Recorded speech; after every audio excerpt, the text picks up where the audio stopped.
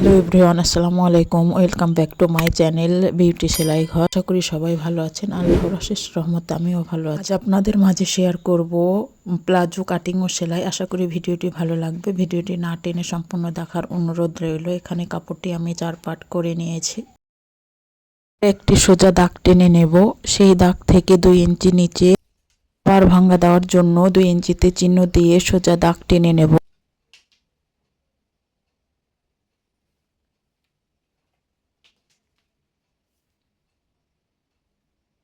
এরপর হাই নেব 14তে একটি চিহ্ন দিয়ে নেব এবং একটি বক্স তৈরি করে নেব। এই রাউন্ড শেপ দিয়ে নেব। সালোয়ারের মোহরি নেব 10, চিহ্ন দিয়ে নেব এবং 1 ইঞ্চি সেলাইয়ের মার্জিনের জন্য অতিরিক্ত কাপড় নিয়ে এই শেপ কার্ডের সাইজে শেপ দিয়ে নেব।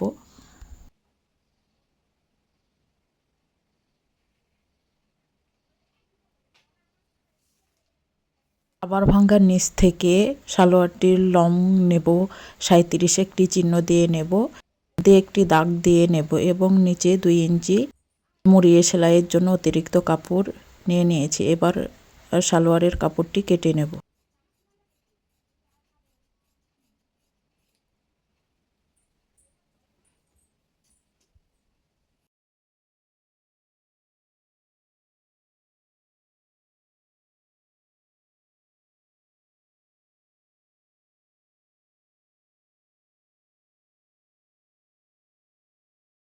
প্রথমে সালোয়ারটির হাই সেলাই করে নেব এবং ডাবল সেলাই দিয়ে নেব।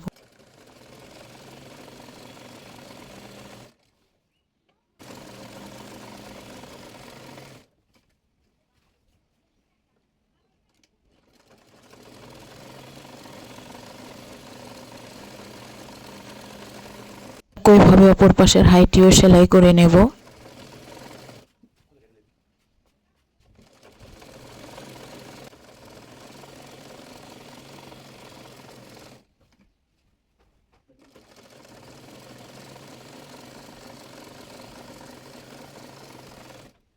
রাবার ভাঙ্গা দেওয়ার জন্য 2 সুতো মুড়িয়ে এই কাপড়টি প্রথমে সেলাই করে নেব।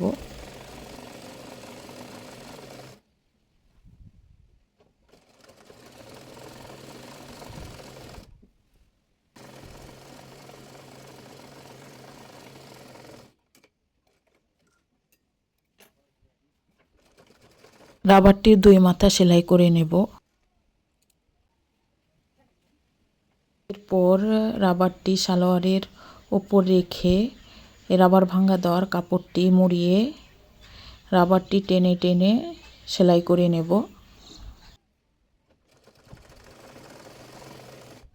খেয়াল রাখতে হবে যেন রাবারের ওপর সেলাই না হয়ে যায়।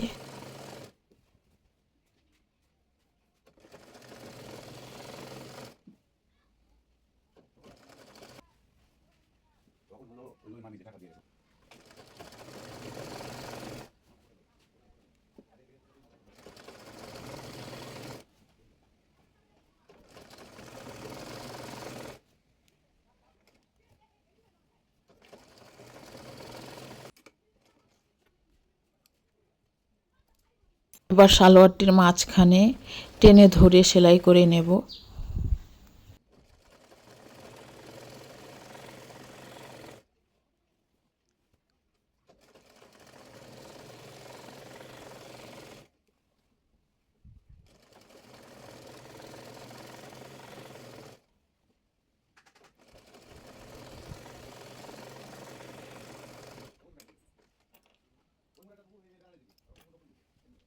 পর সালোয়ারটির মোহরি মুড়িয়ে সেলাই করে নেব।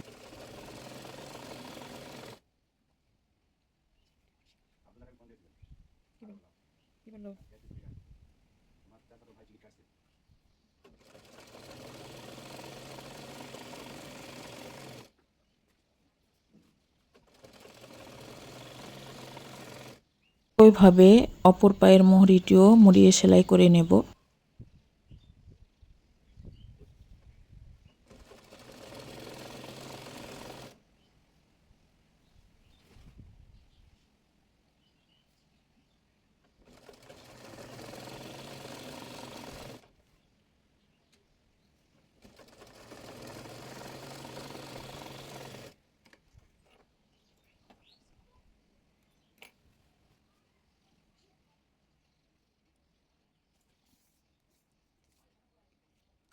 সালোয়ারটির মোহরে 10 ইঞ্চিতে চিহ্ন দিয়ে এর চারদিক ঘুরিয়ে সেলাই করে নেব।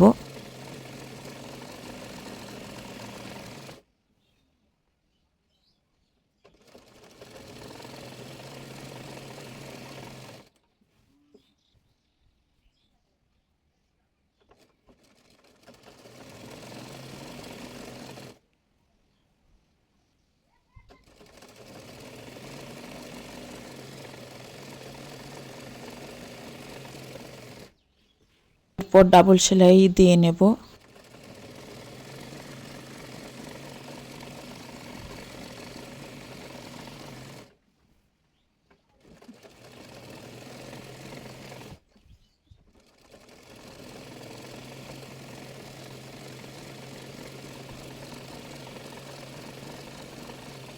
ভিডিওটি ভালো লাগলে লাইক কমেন্ট শেয়ার করবেন এবং চ্যানেলে নতুন হয়ে থাকলে চ্যানেলটি সাবস্ক্রাইব করে বেল বাটন অন করে রাখবেন আমার আপডেট ভিডিওর নোটিফিকেশন পাওয়ার জন্য। আজ এ পর্যন্তই, কথা হবে পরবর্তী কোনো ভিডিওতে। সে পর্যন্ত ভালো থাকবেন, সুস্থ থাকবেন, নিজের ও পরিবারের প্রতি যত্ন নেবেন। আল্লাহ হাফেজ।